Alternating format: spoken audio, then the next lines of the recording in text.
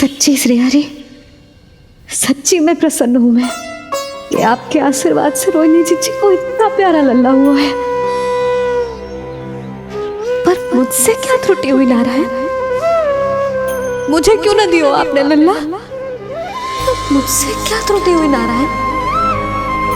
मुझे क्यों न दियो आपने लल्ला? अब तो माता देवकी की 7वीं संतान का भी जन्म हो गया है प्रभु। अब आपके अवतार लेने में किस बात की देर है? यशोदा, ले आओ। तुम यहाँ आओ और मैं पूरे घर में ढूंढतो फिर रहा हूं। पता चलो तुमने सुबह से कछु ना खायो। चलो कछु खा लो, आ जाओ। कहीं ना जा रही मैं।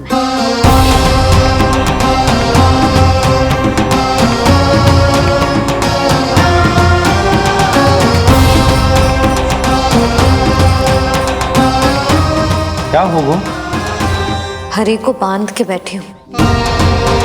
जब तक मेरे प्रश्नों के उत्तर ना देंगे, ना कहीं जाऊंगी, ना कछु खाऊंगी।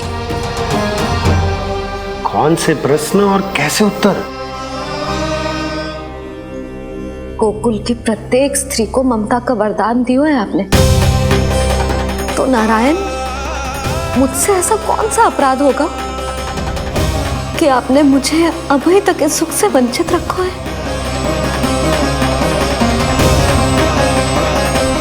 आज बोलना पड़ेगा प्रभु, बताना पड़ेगा कि आपने मुझे लल्ला क्यों न दी। क्या आपको पता ना है, जैसे भगवान अपने भक्तों के बिना अधूरे होते, वैसे मैया भी संतान के बिना अधूरी होते।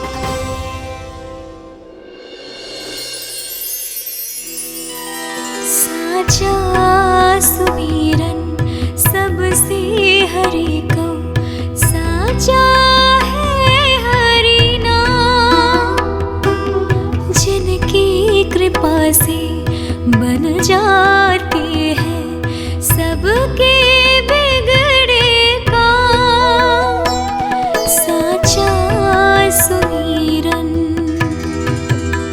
प्रभु, मैया यशोदा उसी वेदना का अनुभव कर रही है जिसका अनुभव उन्होंने पिछले जन्म में माता धारा के रूप में किया था। आपका कथन सत्य है देवी।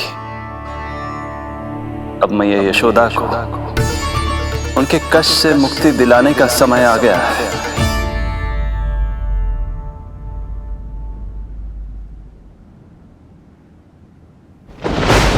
उठो पूर्णा, शीघ्र ही यशोदा के यहाँ पुत्र का जन्म होगा। नक्षत्रों की गति से उत्पन्न संकेतों को देखो।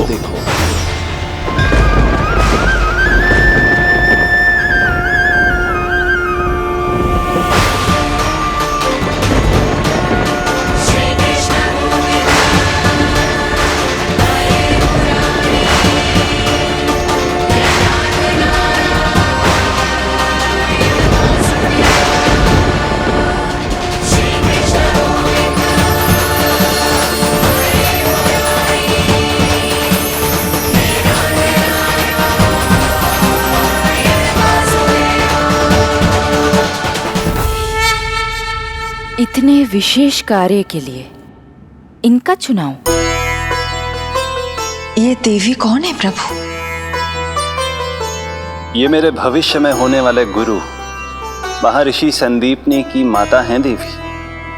अपने ज्ञान के कारण गोकुल वासियों की श्रद्धेय हैं। यदि मेरे आगमन की सूचना मैया यशोदा को ये देंगी तो ही मैया विश्वास करेंगी।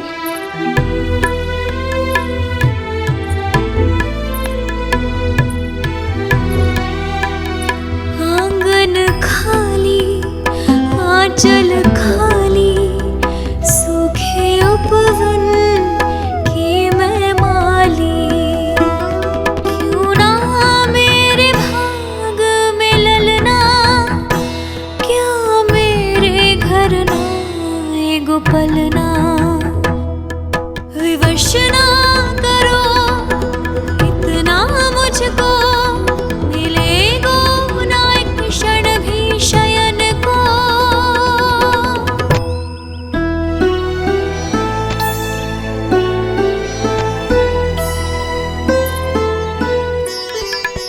मैं जिसे सुलाऊं जो मुझे जगाए, प्रभु दे दो ना वरदान, साचा सुमीरन।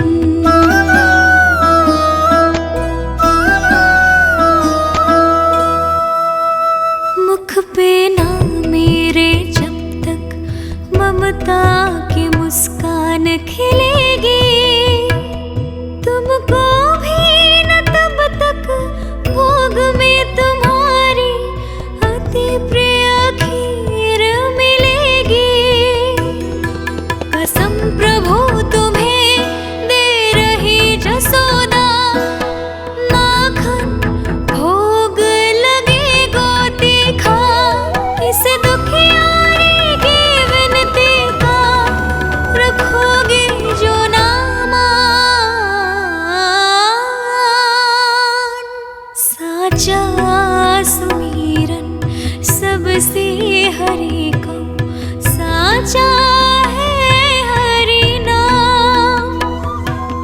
जिनकी कृपा से बन जाते हैं सबके बिगड़े काम, साचा सुमीरन।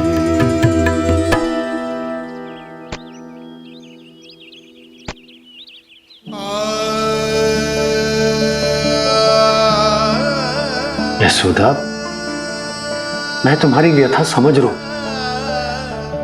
पर खाना छोड़ना अच्छी बात ना है। श्री हरि तुम्हारी पुकार अवश्य सुनेंगे, भरोसा रखो। लो कछु खा लो। भगवान से हट करना सही बात ना है यशोदा। भूखे प्यासे रहे प्राण देने हैं क्या? यशोदा,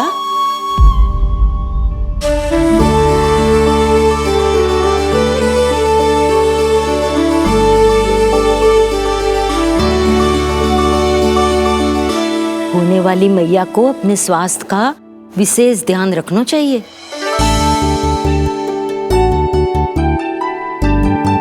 खाना खा, भौचक देखती मती रहे, विश्वास कर।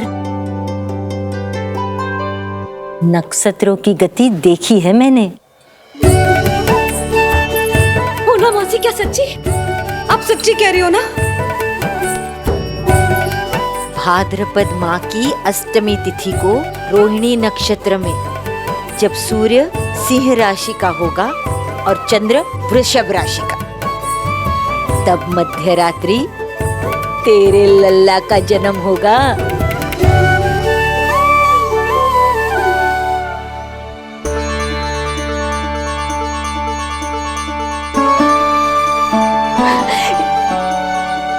इतने वर्षों में कभी किसी ऋषि मुनि, किसी ज्ञानी ने हमें ऐसी आशा ना दी।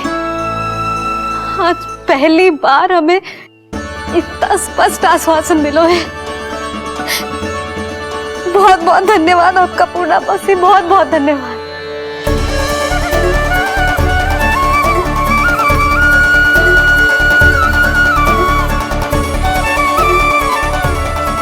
ना, मौसी को धन्यवाद ना देते लाली, मौसी से आशीर्वाद लेते हैं। ला लड्डू ला।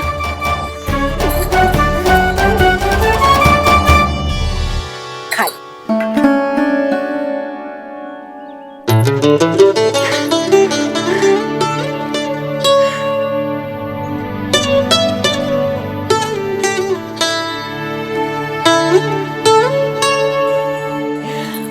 बस अब तुझे केवल उस क्षण की प्रतीक्षा करनी है। मैं मैया बनने वाली हूँ। सुना आपने, मैं मैया बनने वाली हूँ, आप बाबा बनने वाले हैं। श्री हरि ने कृपा कृपा कर दी हम पर। तुम्हारे प्रश्नों के उत्तर दे दिए नारायण ने। चलो अब शीघ्रता से भोजन कर लो। मैं जा रही हूँ रोहिणी जीजी को बताने। अरे पर भोजन पूर्णा मौसी जो कह देती है वो हो के रहता है।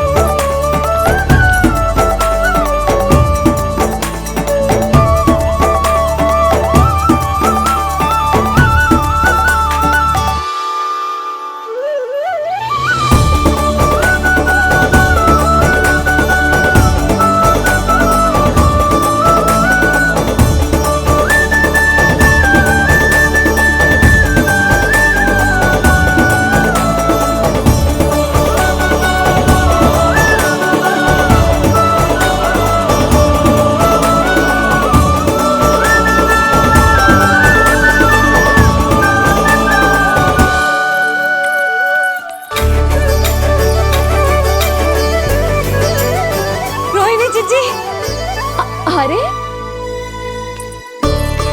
अरे अरे मैं मैया बनने वाली हूँ। लल्लाओं को मारेगा है। क्या? पूरी मौसी ने बताई। सच?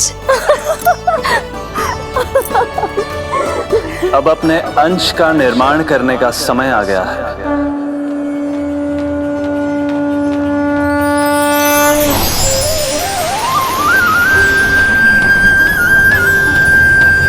वसुदेव सुतं देवं कंसचाणूरमर्दनम्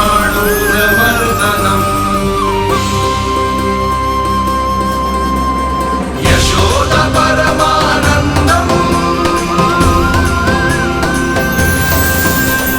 कृष्णं वन्दे जगद्गुरुं कृष्णं वन्दे जगद्गुरुं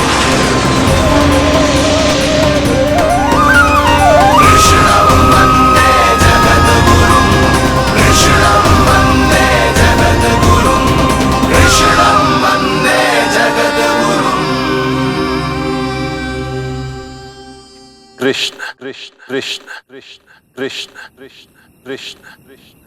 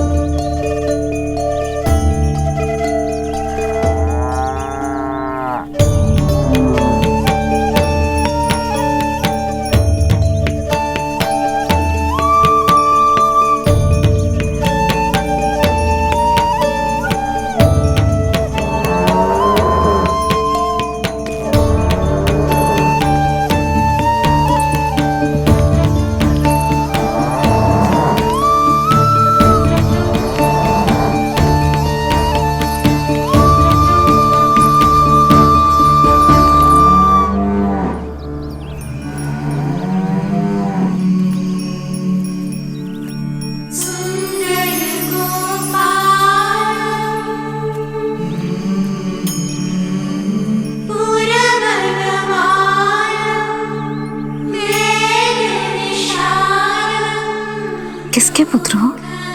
आपका।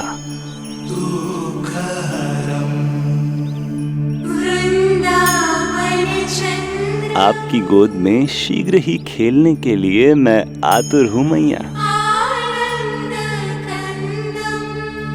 कछु विचित्र लग रहा है। कौन हो तुम? मैं हूं श्री विष्णु का अवतार।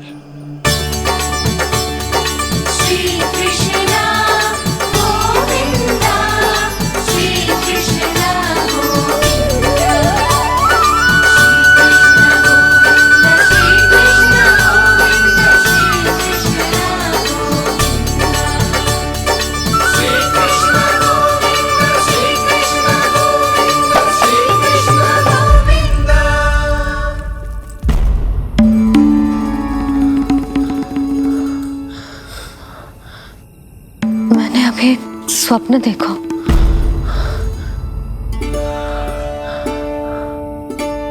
क्या वो स्वप्न वन में था?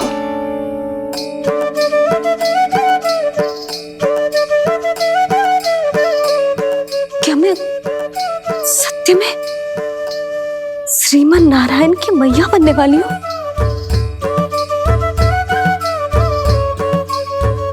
यशोदा ने स्वप्न में जो देखा था, सांसारिक माया के कारण वो उस पर विश्वास करने में असमर्थ थी। मुझे भरोसा ना हो रहा है, ये तो संभव ही ना है। मैं श्रीमन नारायण की मैया कैसे बन सकती हूँ? परंतु स्वप्न इतना सच्चा, इतना वास्तविक था यशोदा, ऐसा लगो जैसे स्वप्न ना है, सच की परछाई। आप मेरा उपहास कर रहे हो ना? अरे कल तक तो ये भी ना पता था कि मैं कभी मैया भी बन पाऊंगी कि ना, और आज आप कह रहे हो कि श्रीमन नारायण स्वयं मेरी कोख से जन्म लेंगे। ना ना, ऐसे उल्टे सीधे विचार मेरे मन में मत ही डालो आप। मैं तो साधारण सी स्त्री हूँ जो बस एक सामान्य सी मैया बनना चाहती है। मुझे तो बस एक सामान्य सा लल्ला चाहिए, छोटा नटखट प्यारा सा मेरा बाल गोपाल। मेरा लाडला होगा वो, मेरा राज दुलारा, मेरी आंखों का तारा।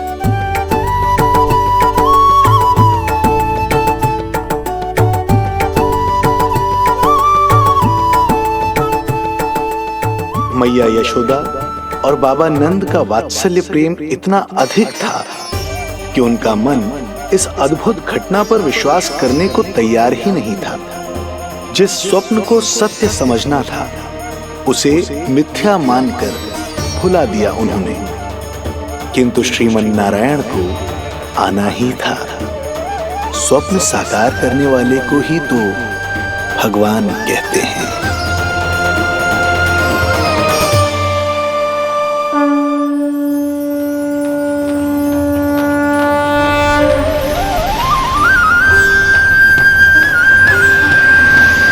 वसुदेव सुतं देवं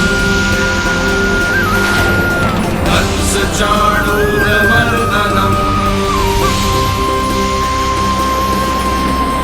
यशोदा परमानन्दम् कृष्णं वन्दे जगद्गुरुं कृष्णं वन्दे जगद्गुरुं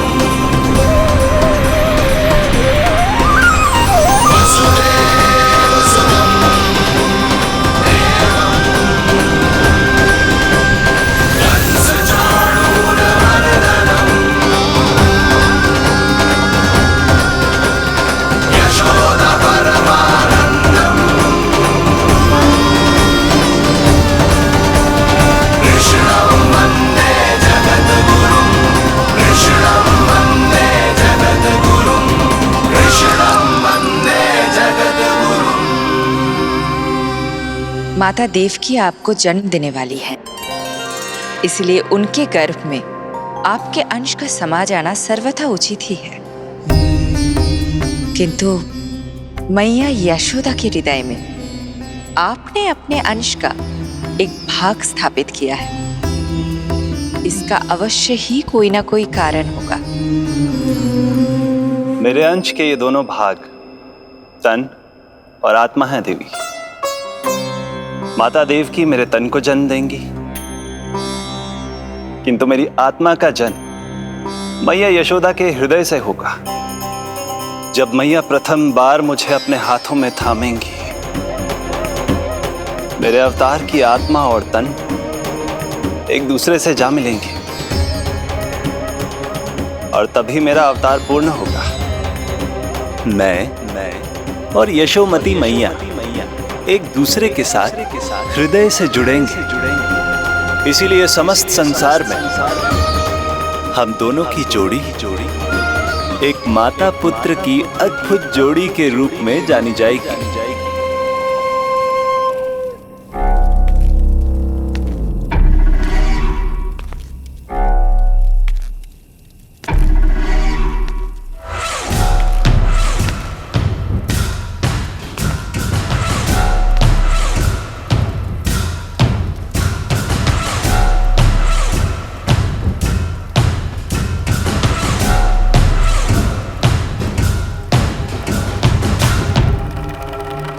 अच्छे कर्म करने वाला व्यक्ति भले ही कितनी भी विपत्तियों से क्यों ना घिरा हो, वो शांतिपूर्ण गहरी निद्रा में सो पाने में सक्षम होता है। किंतु यदि कोई व्यक्ति दुष्ट हो, क्रूर अत्याचारी हो या चोरी, हिंसा, हत्या जैसे जघन्य अपराध करता हो, तो फिर भले ही उसके पास कितनी भी संपत्ति और शक्ति क्यों ना हो, वो कभी शांतिपूर्ण निद्रा में नहीं सो पाता।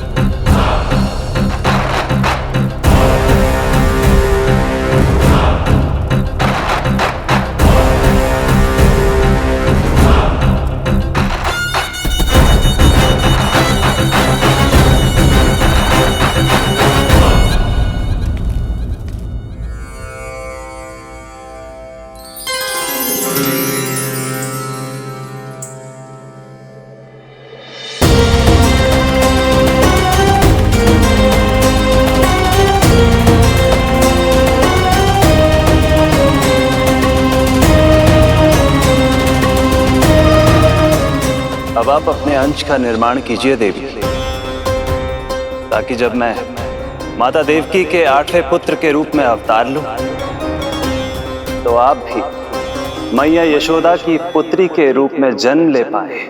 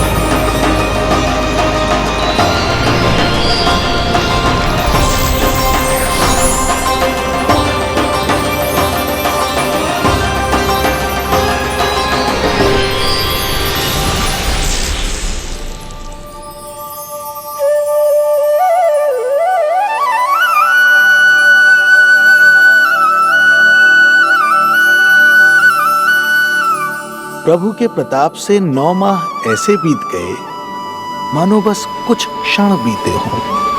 देखते ही देखते वो शुभ घड़ी, मैया यशोदा के लल्ला के जन्म की घड़ी आ गई।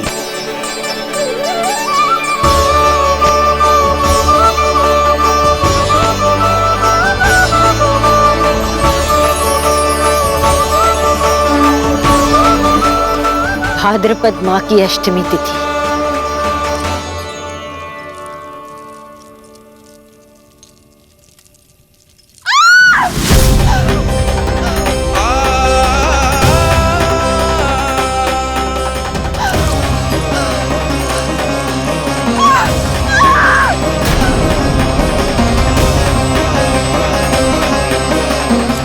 स्वामी, लगता है प्रसव पीड़ा आरंभ हो गई है।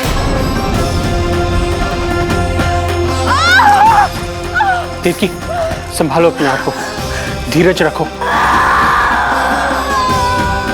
जीजी, यशोदा, दाई माँ।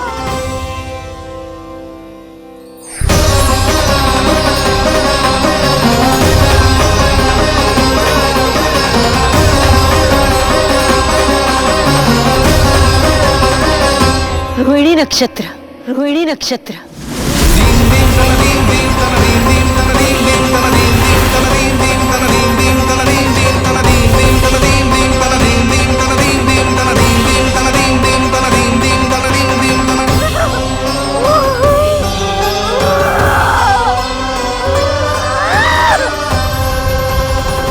सूर्य सिंह राशि में और चंद्र वृषभ राशि में, यही तो है अधर्म के विनाश और धर्म की स्थापना का संकेत।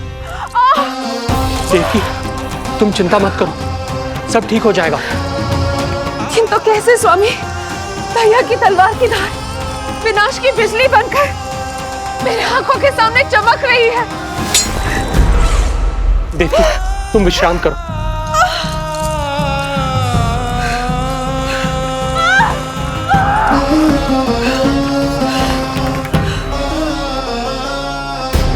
दुर्जन, जाओ फिर से देखो, मुझे पल पल का समाचार चाहिए।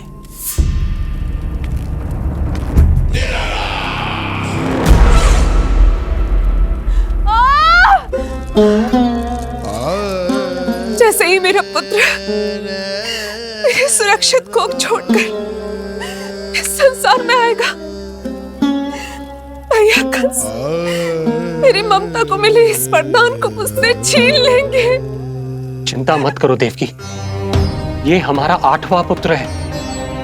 यदि हमारे जीवन में कंस के दिए दुखों की धूप है, तो श्री हरि की भक्ति की छाया भी है। आकाशवाणी का स्मरण करो। आप स्मरण कीजिए, कितनी क्रूरता से भैया ने हमारी सभी संतानों का जीवन प्रारंभ होने से पहले उनको नष्ट कर दिया। मुझे भय लग रहा है, कहीं मैं इसे भी ना खो दूं।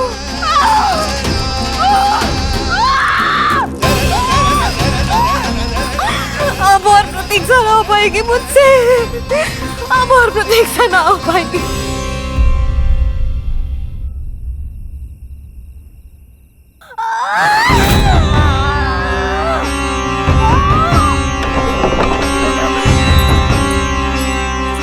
हम यशोदा को खो देंगे नंद भैया, यदि संतान का जन्म शीघ्र ही नहीं हुआ तो।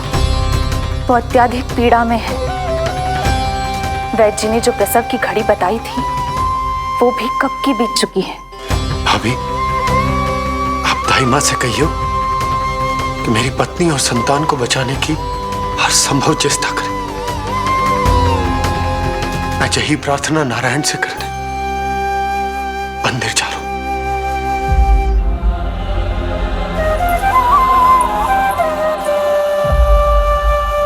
प्रभु, मैया योग माया को जन्म क्यों नहीं दे रही है? मेरा ही तो शक्ति तत्व है योग माया। वो तभी जन्म ले सकती है जब मेरे 8वें अवतार श्री कृष्ण का जन्म होगा। तो प्रभु, अब आपको किस बात की प्रतीक्षा है? जब निश्चित प्रहर का अंत होगा और शून्य काल का प्रारंभ, तभी तो होगो जयंती योग, लल्ला के जन्म का योग। बस अब कुछ ही क्षण और।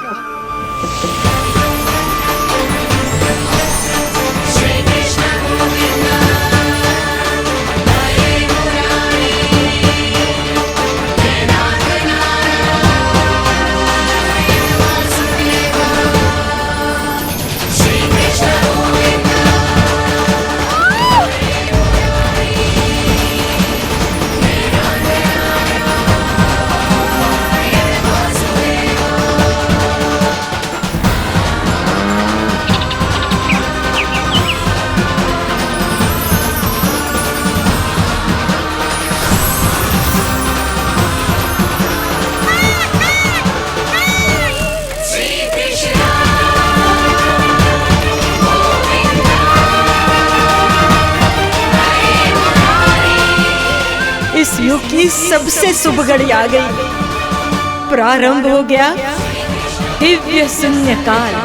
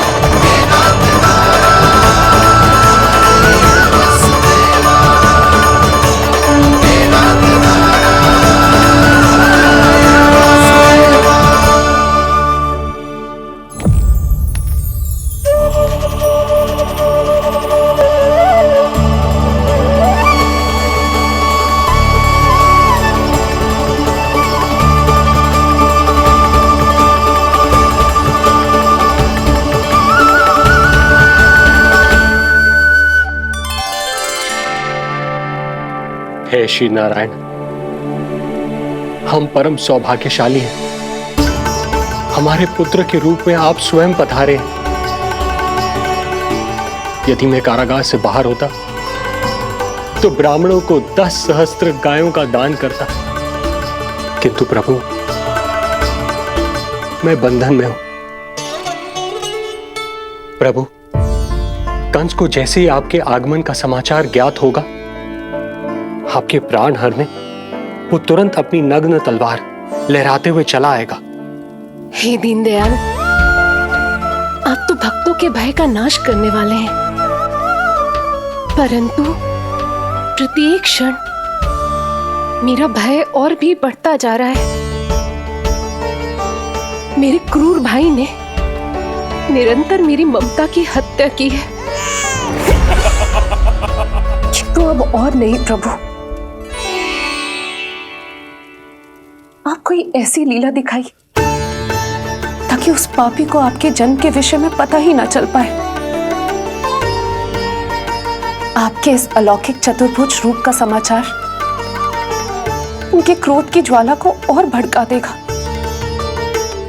और वो आपका वध करने के लिए सेना सहित यहां आ जाएंगे।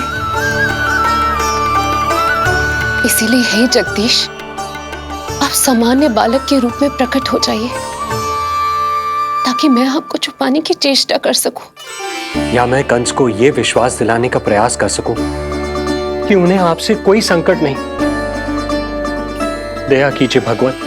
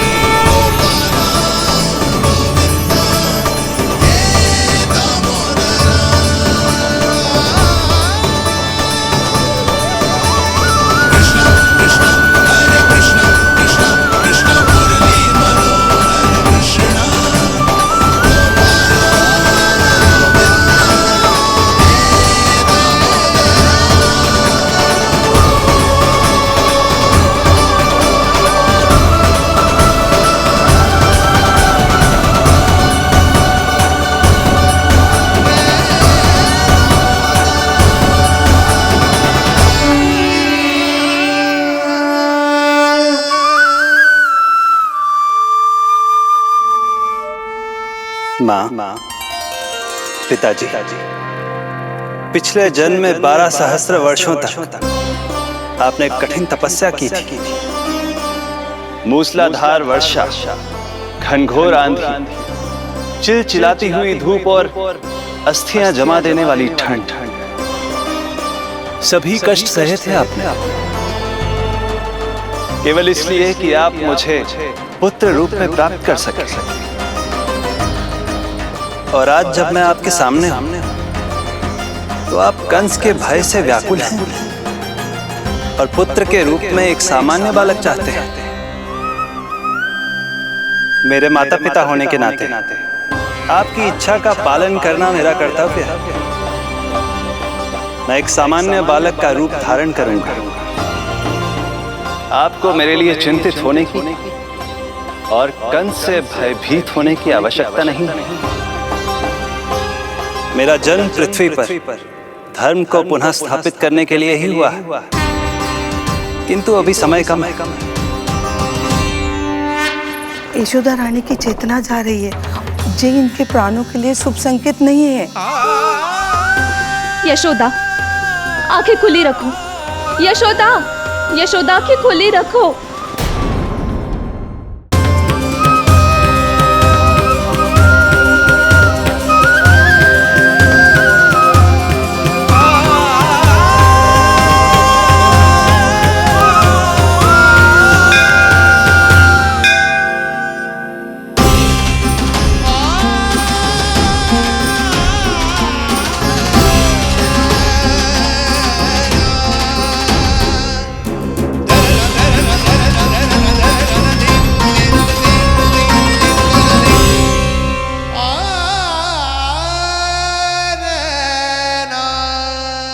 पिताजी, इससे पहले कि कंस यहाँ आए, आप मुझे लेकर यमुना पार चले जाइए।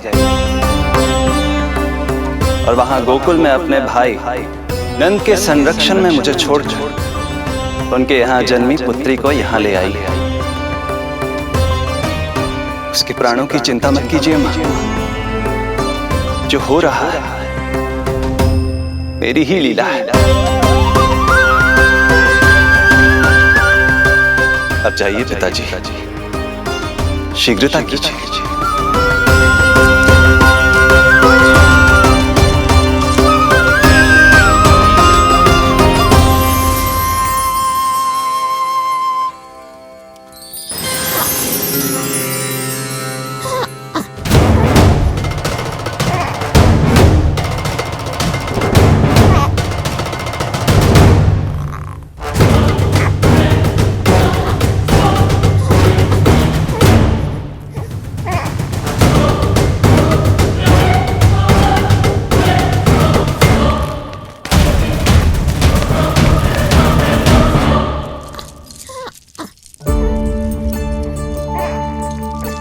प्रभु,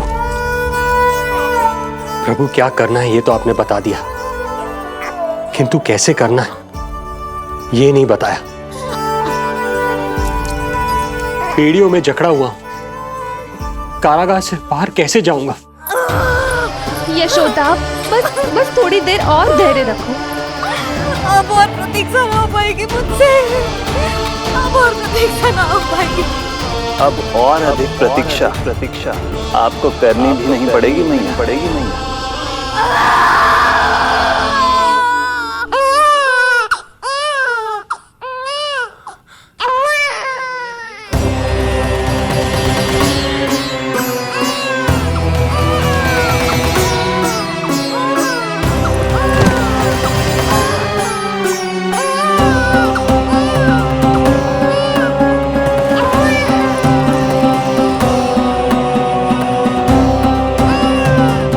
योगमाया को जन्म देते ही मैया यशोदा अचेत हो गई, किंतु अपनी सुध-बुध खोने वाली वो अकेली नहीं थी। इससे पहले कि कोई नन्ही योगमाया को दृष्टि भर कर देख पाता, संपूर्ण गोकुल उनकी किलकारियों के प्रभाव से गहरी निद्रा में सो गया। योग माया को जन्म दे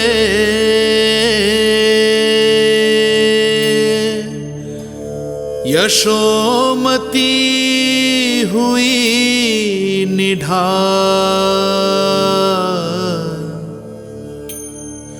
कोख जनी ना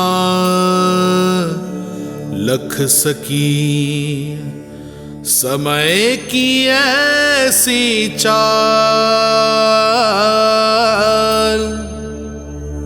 समय की ऐसी चाल।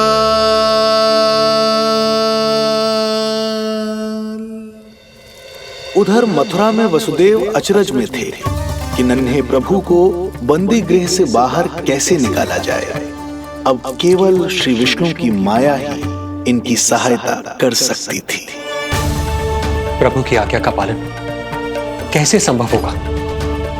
संपूर्ण कारागार पहरेदारों से भरा पड़ा है।